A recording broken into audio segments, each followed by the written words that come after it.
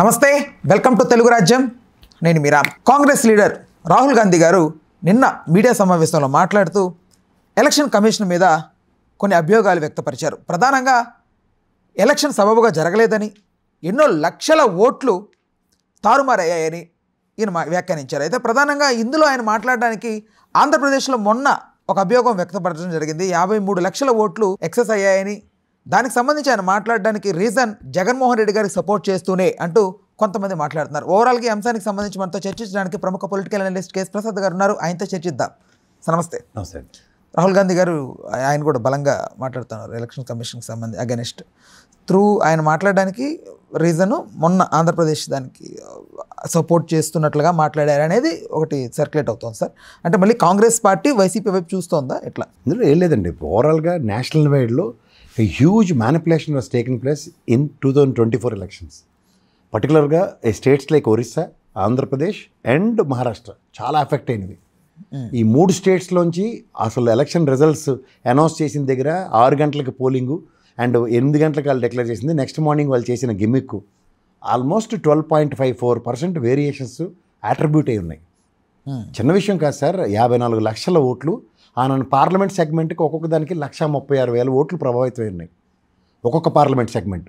So ఈ విధంగా game చేసిన దగ్గర వాళ్ళ బీహార్లో వాళ్ళు ఐడెంటిఫై చేసుకుని తిరుగుతున్న దగ్గర there are certain new voter లిస్టుల్లో బీహార్లో జరుగుతున్న ఎలక్షన్స్కి వాళ్ళు చాలా ఇమ్మెన్స్ ప్రెషర్, ముఖ్యంగా బీహార్ ఆయన ఎవరు ఆర్జేడీ పార్టీ లాలూ ప్రసాద్ గారి అబ్బాయి and Rahul Gandhi tremendous pressure election commission మీద పెడుతున్నారు. ఎందుకంటే ఎలక్షన్ లిస్టులో ఈవెన్ పార్లమెంట్ సెక్షన్స్లో కూడా దీని మీద చాలా భయంకరమైన డిబేట్స్ అవుతాయి. Because the humiliation what is happening in the respective constituencies మరీ ఘోరాతి ఘోరంగా మ్యాచ్ ఫిక్సింగ్ లాగా జరుగుతుంది. మ్యాచ్ ఫిక్సింగ్ జరిగితే మ్యాచ్ ఎలా ఆడుతున్నారో అలా ఎలక్షన్ ఊహకు అందకుండా. ఇప్పుడు మీరు గతంలో చూడండి డిమానిటైజేషన్ ఎఫెక్ట్ కానీ, అలాగే రైతుల్ని నిర్దాక్షిణ్యంగా జీపులతో తొక్కించి చంపేసి 800 మంది ఇవన్నీ అయిన తర్వాత కూడా ఆ ఉత్తరప్రదేశ్ ఆ బెల్ట్ అంతా బీజేపీ గెలిచింది. ఇప్పుడు అట్లీస్ట్ ఒక డిసెంట్ తెలియజేసే కార్యక్రమం అది ఉంటుంది కదా. ఆ డిసెంట్ తెలియజేయడానికి కూడా ప్రజలు ఎక్కడ సుఖ సంతోషాలతో ఉన్నట్టు ఎగ్జిబిట్ అవుతుంటే ఎలక్షన్స్లో డిమానిటైజేషన్ చేసి 303 సీట్లు గెలిచారు.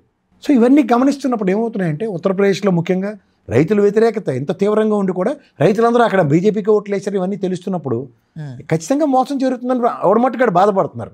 అందులో ముఖ్యంగా ఈ అమరావతి మహారాష్ట్రలో ఉన్న అమరావతి ఎలక్షన్ ఒకటి వాళ్ళు ఈవీఎం మిషన్ని భయంకరంగా ఎక్స్పోజ్ చేశారు. ప్రజాబాహుళ్యంలో వాళ్ళకి దాన్ని ఇంకా శవయాత్రలు కూడా చేశారు. ఒరిస్సా ఓకందని పరిణామం. ఇప్పుడు ఎలక్షన్ అయిన తర్వాత ఎవరు ఏం చేయలేని పరిస్థితి కదా. ఈ ఆంధ్రప్రదేశ్లో కూడా ఇంత తీవ్రంగా 136,000 ఓట్లు పార్లమెంట్ సెగ్మెంట్లో, 54 లక్షల ఓట్లు మొత్తం 170 సెగ్మెంట్లు అన్న అగ్రిగేట్ 30 నుంచి 40,000 ఓట్లు డిసైడింగ్ ఫ్యాక్టర్. ఈ పాటాపాటి గెలిచిన వాళ్ళకి మెజారిటీస్ పెరగడానికి ఉపయోగపడ్డాయి. ఈ పాటాపాటిలు గెలవలేని వాళ్ళకి అవి కాకుండా గెలవడానికి నెల్లూరు మీద నడకైంది ఎక్సెస్ ఓటింగ్. ఇవన్నీ గమనిస్తున్నప్పుడు రాహుల్ గాంధీ గారు ఆ విధంగా మాట్లాడడం మీరు అన్నట్టు ఏంటంటే ఏదైనా కొన్ని ఇప్పుడు నేషనల్ పార్టీస్ ఎప్పుడైనా సరే కొన్ని ఎగ్జాంపుల్స్ చూసినప్పుడు రీజనల్ పార్టీలు ఇక్కడ తెలుగుదేశం అక్కడ వైఎస్ఆర్సీపీ ఉన్నప్పుడు కాంగ్రెస్ అసలు నిస్సహాయ స్థితిలో ఉన్నప్పుడు ఆప్షన్ మీకు అన్నట్టు ఐఎన్డీఏ కూటమి పక్కన దగ్గర జగన్మోహన్ రెడ్డి మీద మీరు హైపోథెటికల్గా మాట్లాడొచ్చేమో కానీ వాస్తవానికి ఒక రాష్ట్రంలో జరుగుతున్న ప్రాక్టికల్ ఎగ్జాంపుల్స్ని నేషనల్ కమిషన్ దృష్టికి తీసుకెళ్ళడానికి దాని మీద ఆల్రెడీ సుప్రీంకోర్టుకి ఎలక్షన్ కమిషన్ సారీ చెప్పింది ఈ 3 రాష్ట్రాల ఎలక్షన్స్ మీద. ఎందుకంటే వీవీప్యాట్లోంచి వచ్చిన స్లిప్పులు అని తగలెట్టేశారు. ఈ మీనా గారు ఏ డిస్కషన్తో చేశారు ఎలక్షన్ కమిషన్ దాని మీద ఏమైనా ఫుడ్ డౌన్ చేసి నేషనల్ వైడ్గా ఇవన్నీ డిస్ట్రాయ్ చేయండి అని బేర మినిమం 120 రోజులు ఉండాలి. 10 రోజుల్లోనే తగలెట్టేశారు. పైపచ్చి రీకౌంటింగ్ పెట్టమంటే రీకౌంటింగ్ దిక్కులేదు. ఎలక్షన్ కమిషన్కి సుప్రీంకోర్టు ఇచ్చిన దీంట్లో కూడా రీకౌంటింగ్ అంటే వాళ్ళు ఏం చేశారు, మాక్ పోలింగ్ చేశారు. కుక్క పిల్లిని ఎలకని పెట్టి క్యాండిడేట్లు కూడా లేరు. ఇవన్నీ తీవ్ర ఆక్షేపణలు కదా. అవి జాతీయ ఎలక్షన్ కమిషన్ పట్ల ఖచ్చితంగా బుల్డోస్ చేసే కార్యక్రమం మీద అవుతున్నాయి. ఆల్రెడీ దీనికన్నా ముందు ఒక చేతగానే ఇచ్చాడు రాహుల్ గాంధీ. ఇది కనుక ఈ విధంగా చేస్తే కుదరదు. ఫ్లోర్ ఆఫ్ ద హౌస్లో ఎవరు మన ప్రియాంక గాంధీ గారు కూడా మాట్లాడుతూ చేతనైతే బ్యాలెట్ పేపర్లతో ఎలక్షన్కి రండి అని ఉటంకించి మాట్లాడుతున్నారు. నాకు అసలు యాక్చువల్గా బ్యాలెట్ పేపర్లతో తీవ్ర ఇబ్బందులు పడుతున్న దగ్గరే ఈ టెక్నాలజీని తీసుకొచ్చి ఈవీఎం మిషన్ త్రూ ఎలక్షన్ అన్నప్పుడు ఇందులో ఇంత ఘోరంగా ఇంత దాష్టికలు చేస్తుంటే ఇది ఎక్కడ దౌర్భాగ్యం అండి. మళ్ళీ వెళ్ళలేమంటారు. ఇప్పుడు మనం ఎలక్షన్స్ చూస్తే 2014 కన్నా ముందు ఎలక్షన్ కూడా ఈవీఎంలతో జరిగింది. దాంట్లో ఇంతంత మెజారిటీలతో రాలే కదా. అప్పుడు అంత టెక్నాలజీ డెవలప్ లేదంటారా? హ్యాకింగ్ టెక్నాలజీ లేదు. ఓవరాల్గా ఇది అంటే ఎంత హ్యూజ్ మీటర్లో దాన్ని మ్యానిపులేట్ చేయడానికి అంత లేదంటారా? ఇప్పుడు ఒకసారి ఇక్కడ మన కుందనబాగులో చూడండి, వాళ్ళ ముగ్గురు శవాలు ఇంట్లో తల్లి కూతుర్లు శవాలు పడి ఉన్నప్పుడు ఆ రోజుకి దొంగతనం ఏదో ఏటీఎంలో ఉన్నదాన్ని విత్డ్రా చేసినట్టు రోజుకు వస్తువులు దొంగతనం చేయడానికి వచ్చేవారు. ఓవర్ పీరియడ్ ఆఫ్ టైం అది ఇంకా ఎక్స్పోజ్ అయిన తర్వాత జరిగిన పరిణామాల్లో వాళ్ళ భయానికి గురి కేసులు కట్టడం జరిగింది. సేమ్ అట్లాగే ఆ మోసారి ఎలక్షన్ ఎవడు పట్టించుకోలే, రెండోసారి పట్టించుకోలే, ఉత్తరప్రదేశ్ పట్టించుకోవట్లే. ఏది పడితే జరుగుతున్నప్పుడు ఒక period of time accumulated non sense. ఒక నేషనల్ పార్టీ జాతీయ స్థాయిలో 10 సంవత్సరాలు 15 సంవత్సరాలు బట్టి తీవ్ర మానసిక ఒత్తిడికి ఎదురవుతుంటే ఎక్కడికి నుంచి ఎక్కడికి డైల్యూట్ అయిపోతున్నాయి. ఇవన్నీ ఎదుర్కొంటున్నప్పుడు ఖచ్చితంగా ఫుడ్ డౌన్ చేస్తారు. దానికి ఏకతాటి మీద తీసుకురావడానికి 10 పార్టీల అభిప్రాయాలు. ఎప్పుడైనా సరే అక్కడ అలాంటప్పుడు సఫరర్స్తోనే ఒక అవుట్కమ్ ఉంటుంది. అందులో ముఖ్యంగా మహారాష్ట్ర, ఆంధ్రప్రదేశ్ అండ్ బీహార్, ఒరిస్సా నుంచి కేసులు వేయడం జరిగింది. సో అలాంటప్పుడు కేంద్రంలో నేషనల్ పార్టీ ఆల్టర్నేటివ్ ఏంది? మన కాంగ్రెసే కదా. అటు సమాజ్వాదీ పార్టీ వీళ్ళందరూ ఏకతాటి మీదకి వచ్చినప్పుడు ఏమవుతుంది? వాళ్ళు ఐఎన్డీఏ కూటమిలో ఉన్నారు కాబట్టి జగన్మోహన్ రెడ్డిని కూడా కలుపుతారా అన్న కోణం ఎక్స్పోజ్ అవుతుంది. కానీ అవ్వదు. ఆయన ఒక ఇండిపెండెంట్ పార్టీగా హ్యాండ్ డిస్టెన్స్లోనే ఉన్నాడు అవతల ఐఎన్డీఏకేను ఎన్డీఏకేను లాస్ట్ 24 ఎలక్షన్స్లో. అదే ఆపాదిస్తుంది. అవకాశాల కోసం అదులు చూసి తెలుగుదేశం వాళ్ళు ఉన్నారు కదా, ఏమీ కాకుండా కాంగ్రెస్లో కలిసిపోయిన ఉదంతాలు ఉన్నాయి కదా. పార్టీ సిద్ధాంతాలకు కట్టుబడిన వాళ్ళని చూస్తే వీళ్ళలాగా వాళ్ళు చేస్తారేమో భయంలోనూ అపోహల్లోనూ ఉండొచ్చు కొంతమంది. కానీ అలా ఉండడానికి తీవ్రంగా నిరోధించే వ్యక్తే జగన్మోహన్ రెడ్డి. సో అలాంటప్పుడు ఏంటంటే ఇండివిజువల్గా జగన్మోహన్ రెడ్డి యొక్క కెపాసిటీ అంటే ఒక ప్రాంతీయ పార్టీ ప్రాంత పరిరక్షణ కోసం నేపథ్యంలో జాతీయ స్థాయిలో కాంగ్రెస్ పార్టీతో విభేదించి బయటకు వచ్చినోడు మళ్ళీ కాంగ్రెస్తో అంటే ఇప్పటిదానికి ఇన్నాళ్ళ బట్టి పార్టీ పెట్టుకోవడం ఎందుకు, స్వతంత్రంగా ఆయన గెలవడం ఎందుకు? ఒక్కసారి ఓటమికి అంటే భయం పడతారు అనుకుంటే చాలామందిలో భయపడే క్యారెక్టర్ కాదు. నిలదొక్కునే సామర్థ్యం ఉండి నిలదొక్కుని నిలబడడం తెలిసినవాడు అంటే జగన్మోహన్ రెడ్డి. కష్టాలు ఇంకేం కొత్త కాదు. వాళ్ళ నాన్నగారు ఉన్నప్పుడు కష్టాలే ఉన్నాయి, నాన్నగారు చనిపోయిన తర్వాత ఇంకా కష్టాలు పెరిగాయి. అన్నింటినీ ఎదుర్కొని ఏటికి ఎదురెత్తున్నాడు ఆయన. చొరసేప సామర్థ్యం ఉండి పొలసలో తేలుతాడు బయటికి. ఆ పొలసుకున్న డిమాండ్ ఏంటో తెలుసు కదా. డిమాండ్ ఆయన క్రియేట్ చేసుకుంటాడు. ఆ డిమాండ్ ఏమవుతుంది? డిమాండ్లో ఇప్పుడు వస్తు సప్లై ఎక్కువ ఉంటుంది. ఆ వస్తు సప్లైని ఆస్వాదించిన వాళ్ళు అంటే ప్రజలు. ఆ డిమాండ్ పోయింది అనుకుంటే అలాగా ఆ డిమాండ్ అలాగే పెరుగుతుంది. అంచేత ఐఎన్డీఏ కూటమిలో జాయిన్ అయిపోతాడు. ఎన్డీఏ కూటమిలో అంటే తృణప్రాయంగా విజయసాయి రెడ్డి లేకుండా వదులుకోవడానికి వెనకాడలేదు అతను.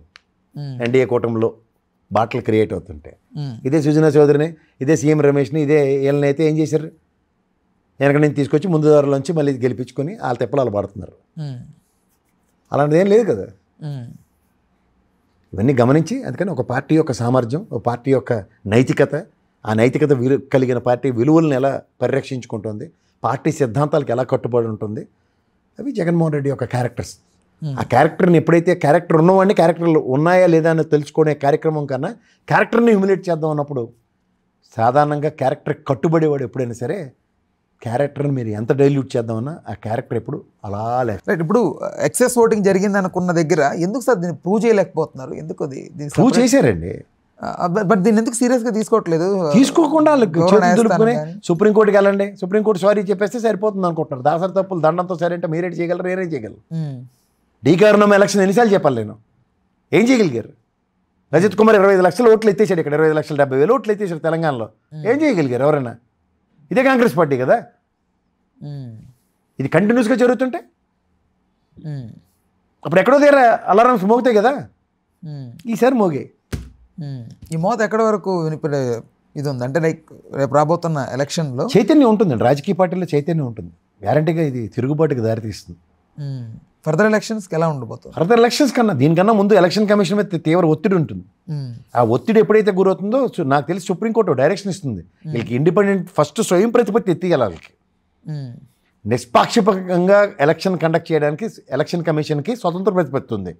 ఈ నిష్పాక్షికంగా వాళ్ళు చేయట్లేదు అన్నది ఎస్టాబ్లిష్ అయినప్పుడు వాళ్ళకి స్వతంత్ర ప్రతిపత్తి ఇవ్వకుండా సుప్రీంకోర్టు లేదంటే పార్లమెంట్ హౌస్లో కాన్స్టిట్యూషన్ అమెండ్మెంట్ చేయాలి, చేసి దానికి ఇంకో ఆల్టర్నేటివ్ క్రియేట్ చేయాలి. అసలు కుదరదు, వీళ్ళతో అవ్వట్లేదు.